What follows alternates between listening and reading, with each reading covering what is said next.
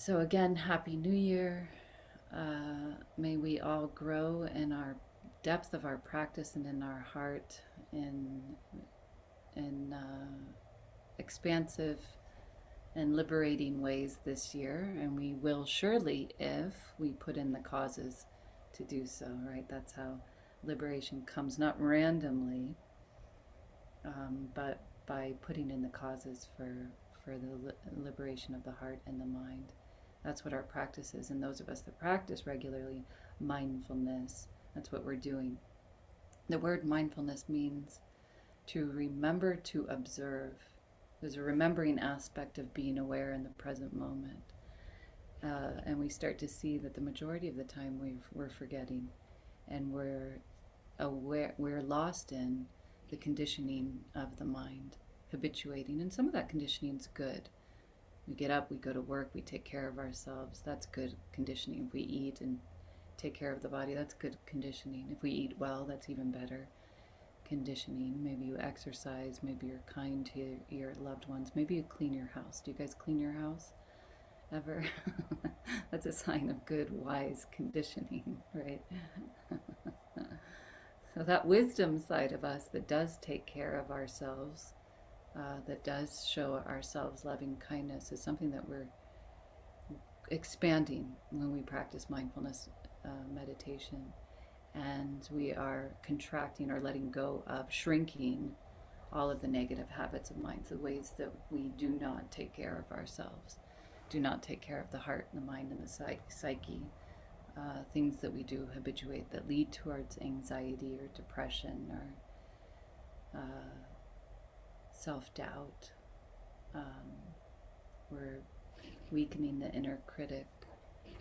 And so we all have this heart potential for an expansive mind. We're not stuck with our current conditioning. Practice helps us to get there. We hear regularly in the world that people don't change. And you can, if you look around the world, you can see people can, and I say this out from compassion, really get stuck in patterns, right, in their life. Do you guys know people like that? Are you like that in some ways? Like, we're so stuck. Yeah, exactly. I know myself. Exactly. The human mind can get really stuck in its conditioning. And so it is hard to change. But mindfulness is the very mental factor that enables change. Because at a moment of mindfulness, we're watching the conditioning, and then we see there's a path I can go down what the strong conditioning of my mind is telling me to again, or I can take another path. And as soon as we're carving a new path in our life, there's discomfort.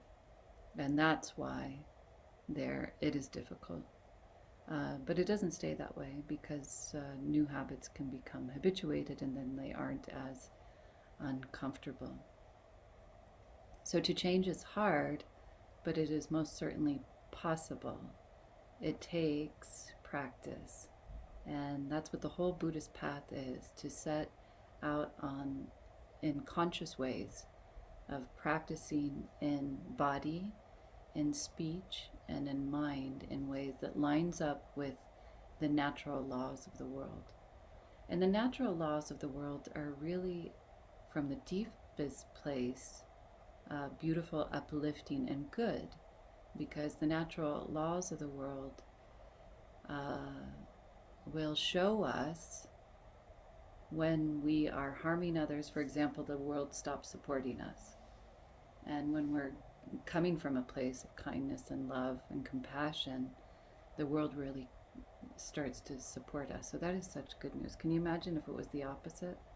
What kind of realm we would live in if it was the opposite? This is cause and effect, the law of karma. And while we see good people endure tragedies and difficulties that can make us lose faith in this sense of cause and effect, we can observe it. We can't observe it totally. And the Buddha said it's one of the imponderables, how this cause and effect law comes into being, because causes are coming from so many different places or possibly across lifespans to come in. The effect is this present moment as it is. It's imponderable to really understand and grasp cause and effect. But we can observe it on small levels. And one way to observe it is to see after meditating, if you're meditating correctly, you might experience a positive benefit. Maybe there's calm. That was a cause that you put in that led to that effect. You can see the causes and effects of your generosity in the world when you step up and help another being. There's an effect to that is positive, makes you happy, makes you uplifted. So we are always living by this law. And the seed of this law, the cause, comes from a word in Buddhist psychology, cetana. So what is the seed that we are planting? Cetana, the translation is intention. So during this time of year, as we reflect on our intentions, this is something that's really good to do. So I encourage everybody to do it as part of your practice.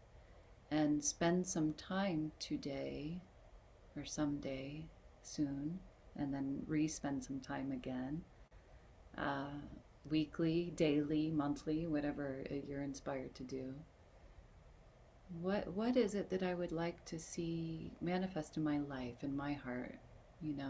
Sometimes I'll focus on just the quality, the highest virtue in all religions it's pointed to, including in the practice of Buddhism, patience. So maybe we spend some time developing that virtue, that quality within ourselves. How do we do it? By practicing it. How will patience come into being? By showing up with patience, by repeating them again and again and again and again. Or maybe it is this quality of loving kindness and care for ourselves, which I really recommend be the first step of any spiritual practice. That the first thing you establish in your meditation practice in the morning, for example, or in the evening, whenever you practice meditation, a little intention in there, hand in hand with mindfulness, hand in hand with concentration, whatever technique you are using, is this intention to be kind to yourself. And I was told that pretty early on in my practice, and I brushed it aside for a long time. So I had to spend several times of my practice, and particularly on intensive practice and retreat practice, where I was trying to lead myself with criticism and, just a sense of being really hard on myself. And then I started to see, well, this is an unwholesome quality. I'm trying to get rid of hatred by hating myself.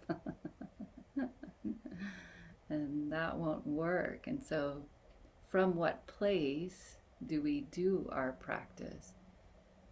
I went through a period of time, for example, that I was afraid of digging up deeper psychological responses. And so I was leading my practice with worry. And or we can lead our practice with a sense of striving, trying to reach something, clinging to pleasant experiences in our practice, for example. We can lead our practice from a place of not wanting to experience or feel certain parts of existence or our life or our psyche or our heart.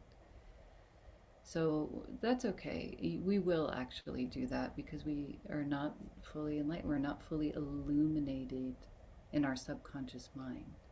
That's what illumination is. That's what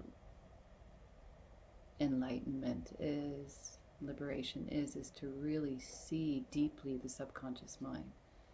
And that takes some quiet dedication to be able to get there, right, and really see it. So we'll be motivated by all kinds of forces unseen.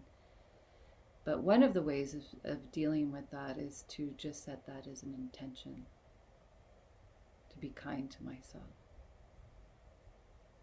And start living by that. And kindness doesn't mean like, oh, I'm going to be kind. I want to sleep, so I'm going to go to sleep. I'm going to be kind. I want some cake, so I'm going to have some cake. It doesn't mean giving in to all of our whims, right? A true sense of kindness is connecting with happy. What can I do to be happy and healthy and to care for myself? We wake up in the morning, we have agendas in life, right? We have various agendas, how the day should work out for us. I need this particular thing, these people to behave in this way. And it's really funny how that forms in our mind if we look at it carefully. It's just an idea. And it's funny the way ideas can come into our mind and then create, and we believe them, and then a whole world is created on that idea. I need this particular person, place, or thing to be happy. When we're practicing kindness for ourselves, then the mind is liberated, free from an agenda.